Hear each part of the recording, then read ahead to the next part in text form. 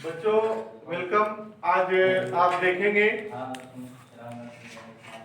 पिछले टर्न पर आपने पोषक तत्व के बारे में पढ़ा, जिसमें मैक्रोन्यूट्रिएंट और माइक्रोन्यूट्रिएंट के बारे में पढ़ा। जिस पोषक तत्व की अधिक मात्रा में उपयोगिता होती है या उपयोग में लाए जाते हैं उसे दीर्घ पोषक तत्व कहा जाता है, जिसमें कार्बोहाइड्रेट, प्रोटीन और फैट को कहा लिया जाता है। जबकि माइक्रोन्यूट्रिएंट में, जिसे लघु पोषक तत्व में जिनकी उपयोगिता बहुत कम सूक्ष्म मात्रा में होती है, तो उसे हम लघु पोषक तत्व कहते हैं। और लघु पोषक तत्व में केवल विटामिन और मिनरल्स आते हैं। एक एक करके आप देखेंगे।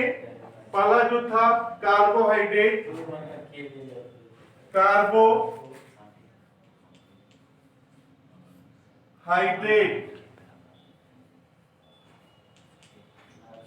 बच्चों ये कार्बोहाइड्रेट का अगर आप संधि विच्छेद करेंगे तो देखेंगे कार्बो मीन्स होता है कार्बन और हाइड्रेट मतलब होता है पानी। इस प्रकार से इसका अगर जनरल सूत्र आप बनाना चाहें तो CH2O होता है इसका जो सामान्य सूत्र है। इसका कार्बोहाइड्रेट का सामान्य सूत्र ये CH2ON होता है, जिसमें कार्बन, हाइड्रोजन और ऑक्सीजन का अनुपात कितना होता है, जिसमें कार्बन, हाइड्रोजन और ऑक्सीजन का अनुपात 1:2:1 होता है। ये कार्बोहाइड्रेट को हम सैकराइड के नाम से भी जानते हैं, जो स्वाद में मीठे होते हैं, जल में घुलनशील होते हैं, जो विभिन्न रूपों में पाए जाते हैं। कार्बोहाइड्रेट को हम प्रायः 3 भागों में बांटे हैं, जिसको हम मोनोसेकेराइड, डाइसेकेराइड और पॉलीसेकेराइड का नाम देते हैं। तो ये कार्बोहाइड्रेट में जो 3 प्रकार के होते हैं, उनमें पहला है, जैसे कार्बोहाइड्रेट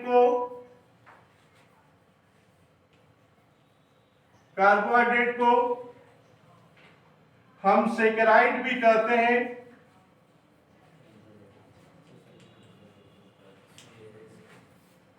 ये 3 प्रकार के होते हैं। ये 3 प्रकार के होते हैं और ये 3 प्रकार में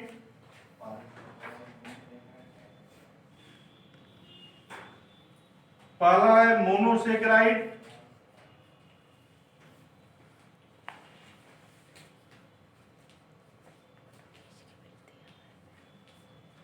दूसरा है डाइसेकेराइड,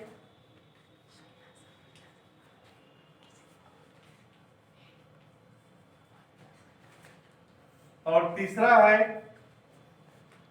पॉलीसेकेराइड।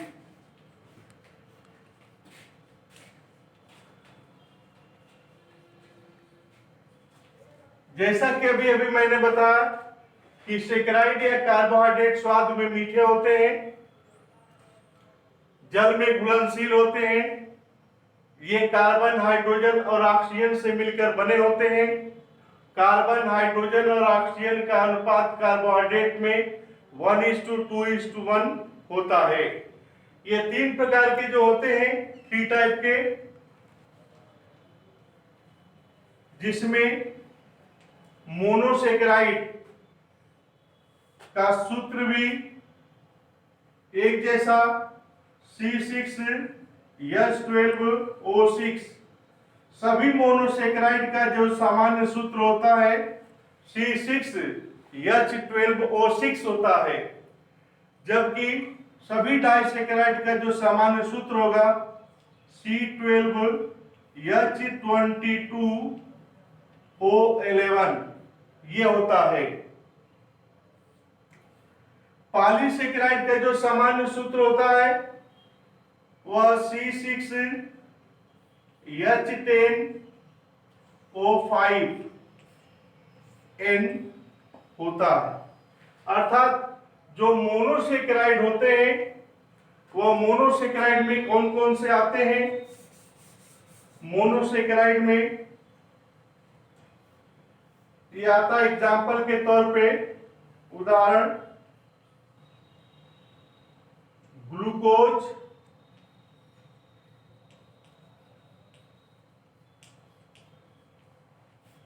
दूसरा है फ्रक्टोज, तीसरा है गैलेक्टोज।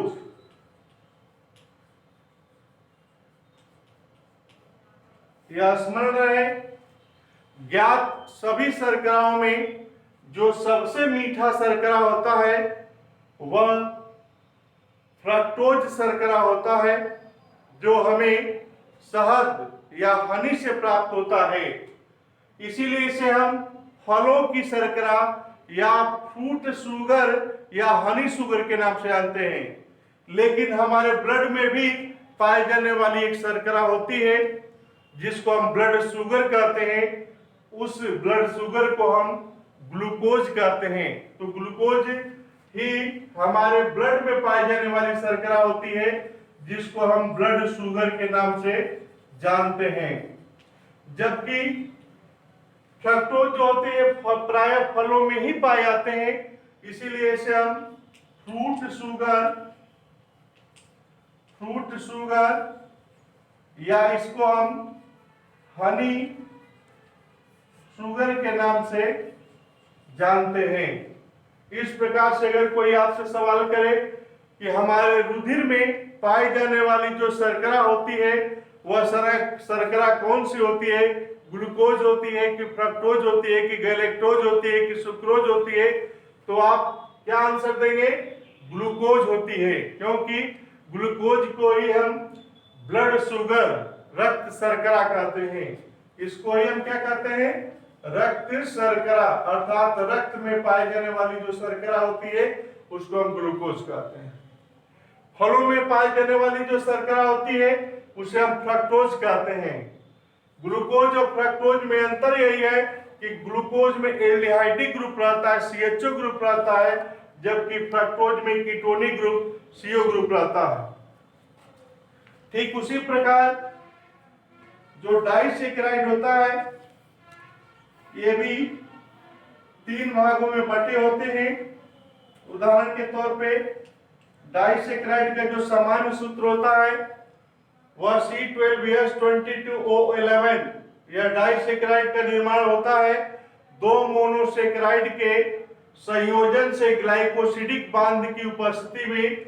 जब डिहाइड्रेशन कराया जाता है तो डाइसेकेराइड का निर्माण होता है। डाइसेकेराइड में जो पहला आता है उसको हम सुक्रोज कहते हैं, दूसरे को हम माल्टोज कहते हैं, और तीसरा जो होता है उसे हम लैक्टोज कहते हैं। बच्चों ध्यान देने वाली बात यह है कि ये दोनों जो सुक्रोज और माल्टोज है यह एक प्लांट शुगर है जिसको हम पादप शर्करा कहते हैं, जबकि लैक्टोज जो होते हैं एनिमल शुगर है जो जंतु के द्वारा उत्पन्न या प्राप्त दुग्ध में पाए जाने वाली शर्करा को हम लैक्टोज शर्करा कहते हैं। तो इसे हम कह सकते हैं कि यह सुक्रोज क्या है? प्लांट शुगर है। माल्टोज भी प्लांट शुगर के नाम से जाना जाता है, और लैक्टोज जो होते हैं एनिमल शुगर के नाम से जाना जाता है। सुक्रोज पाया कहा जाता है? सुक्रोज जो होते हैं गन्ना, चुकंदर इत्यादि में पाया जाता है। गन्ने में 18 से 20% यह शर्करा होता है, जबकि चुकंदर में 20 से 22% शर्करा होती है, जो एक पादप शर्करा के नाम से जाना जाता है। जबकि माल्टोज जो शर्करा होता है, यह भी एक प्रकार का पादप शर्करा ही है, लेकिन यह पाया कहाँ जाता है? जर्मिनेटेड सीड, जिसको हम कहते हैं अंकुरित होते हुए बीजों में पाया जाता है, बीजों में पाया जाता है, जिसको एक शब्द में कहेंगे इंग्लिश में तो जर्मिनेटेड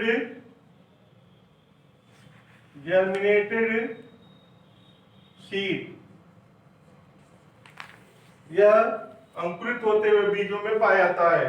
लैक्टोज को हम जंतु शर्करा कहते हैं, इसलिए कि जो जंतु के द्वारा उत्पन्न जो दुग्ध होती है, जैसे मानव माता का दुग्ध में लैक्टोज की शर्करा सर्वाधिक पाई जाती है।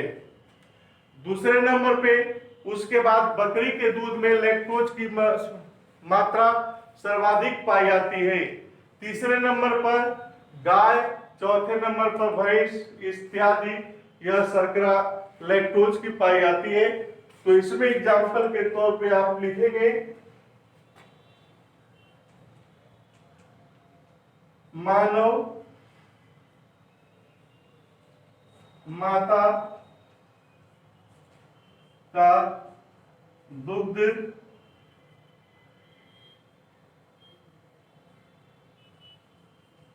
बकरी, गाय, भैंस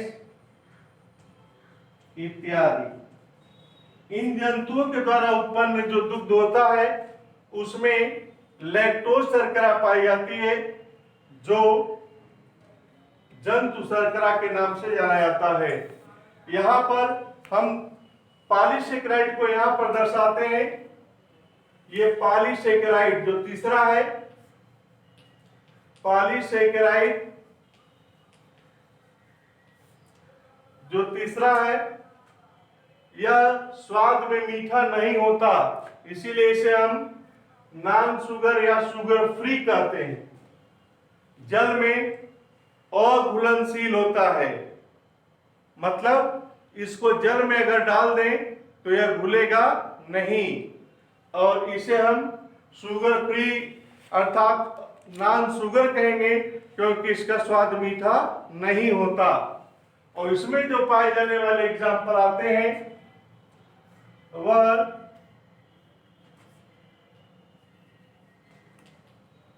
सेलुलोज,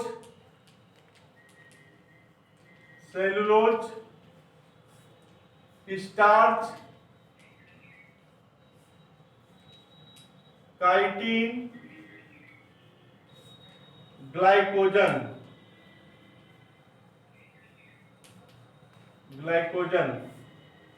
सेलुलोज यह पादप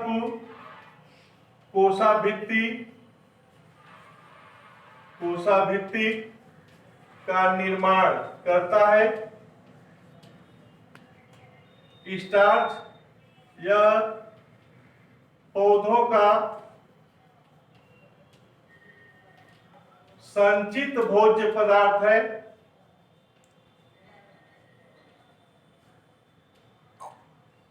संचित भोज्य पदार्थ है। काइटिन यह जंतु का आवरण है।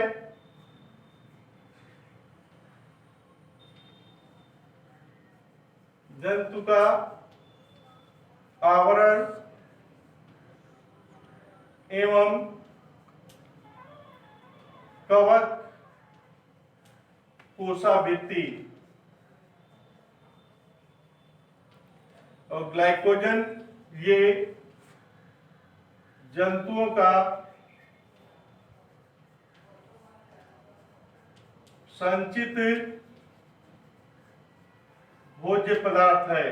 इस प्रकार से अगर हम कार्बोहाइड्रेट की बात करें तो सबसे पहले तो इसको हम सेलुलर फ्लूएल, कोशिकी ईंधन के नाम से जानते हैं। कोशिकी ईंधन क्यों कहेंगे? क्योंकि जब हम श्वसन करते हैं तो वहां पर ग्लूकोज का कंप्लीट ऑक्सीडेशन होता है, ग्लूकोज का पूर्ण जारण होता है, जिसके फलस्वरूप कार्बन डाइऑक्साइड, जल तथा अपार ऊर्जा निर्मुक्त होती है, जिसकी मात्रा 38 एटीपी होती है। समीकरण जरा अगर हम आपको दिखाएं, कोशिकीय ईंधन के रूप में, कोशिकीय ईंधन के रूप में काम करता है कौन? कार्बोहाइड्रेट। ठीक है, तो इसमें किस तरीके से ये C6H12O6 जब ग्लूकोज का कंप्लीट ऑक्सीडेशन होता है तो 6CO2 plus 6H2O plus 38 ATP ऊर्जा निर्मुक्त होती है। यहाँ पर कार्बन डाइऑक्साइड जब हम श्वसन करते हैं तो श्वसन के लिए ऑक्सीजन चाहिए होता है और कार्बन डाइऑक्साइड निकालते हैं श्वसन के दौरान। यह एक एक्सोथर्मिक प्रोसेस है जिसको हम कैटाबोलिक प्रोसेस के नाम से या अपचयी प्रोसेस प्रक्रम के नाम से जानते हैं, क्योंकि इसमें ग्लूकोज का पूर्ण जारण होता है। यानी कि 6 दूनी 12 और 6 18 ऑक्सीजन होना चाहिए, तो 6 दूनी 12 और 6 18 ऑक्सीजन है। कार्बन 6 है तो कार्बन यहाँ पर 6 है, हाइड्रोजन 12 है तो यहाँ पर हाइड्रोजन 12 है। इस प्रकार से यहाँ पर ग्लूकोज का जब जारण का शाब्दिक अर्थ है जलना, और जलता है तभी कोई वस्तु जब ऑक्सीजन की उपस्थिति हो। बिना ऑक्सीजन के अगर ऑक्सीजन रहित वातावरण में किसी चीज को आप जलाएं, किसी वस्तु को जलाएं तो जलने वाला नहीं है। जिसको एक शब्द में अगर हम कहें तो निर्वात में अगर माचिस की तीली भी जलाएंगे तो भी जलने वाला नहीं है। इसीलिए हम सभी जंतु जब श्वसन करते हैं तो श्वसन के दौरान ग्लूकोज का कंप्लीट जारण होता है, ऑक्सीकरण होता है, जिसके फलस्वरूप कार्बन डाइऑक्साइड और जल निकलती है और साथ ही साथ अपार ऊर्जा निर्मुक्त होती है। और यही ग्लूकोज एक प्रकार का कार्बोहाइड्रेट होता है जिसमें कार्बन, हाइड्रोजन और ऑक्सीजन पाया जाता है, जिनका अनुपात 1:2:1 होता है। अर्थात कार्बोहाइड्रेट में कार्बन और हाइड्रोजन और ऑक्सीजन का जो अनुपात होता है 1:2:1 होता है। इसीलिए इसका सामान्य सूत्र CH2N। और मैंने आपको पहले ही बता दिया था कि कार्बोहाइड्रेट जल में घुलनशील, स्वाद में मीठे होते हैं। ये निम्न प्रकार के हैं। निम्न प्रकार में से जो मोनोसेकेराइड, डाइसेकेराइड और पॉलीसेकेराइड है। मोनोसेकेराइड में 3 आते हैं, ग्लूकोज, फ्रक्टोज, गैलेक्टोज। डाइसेकेराइड में भी 3 आते हैं, सुक्रोज, माल्टोज, लैक्टोज। और पॉलीसेकेराइड में वहां पर मैं लिखा हूं सेलुलोज है, स्टार्च है, काइटिन है, ग्लाइकोजन इत्यादि आते हैं। इसके बाद हम चर्चा करेंगे प्रोटीन की। प्रोटीन का जो प्रमुख कार्य होता है वह टूटे फूटे अंगों की मरम्मत करना, बॉडी रिपेयर का काम करता है। और प्रोटीन में कार्बन, हाइड्रोजन, ऑक्सीजन के अतिरिक्त नाइट्रोजन भी उपस्थित रहता है, जो ब्लड के पीएच को मेंटेन करने से लेकर शरीर की वृद्धि के लिए नितांत आवश्यक है।